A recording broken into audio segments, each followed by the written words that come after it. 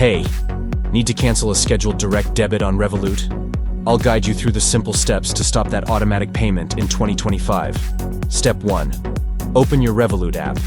Log into your account and tap on the Payments tab. Step 2. Select Direct Debits. Find the list of your active direct debits and scheduled payments. Step 3. Choose the direct debit to cancel. Tap on the direct debit payment you want to stop. Step 4. Cancel the payment. Tap on Cancel Direct Debit or Stop Payment. Confirm your choice. Step 5. Check cancellation. Make sure the direct debit disappears from your active list to confirm it's canceled. Important tips. Cancel before the payment date to avoid the charge. Some merchants may still attempt to collect payment, so contact them if you see unexpected withdrawals.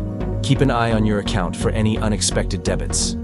That's how easy it is to cancel scheduled direct debit payments on Revolut. Don't forget to like and subscribe for more 2025 Revolut tips.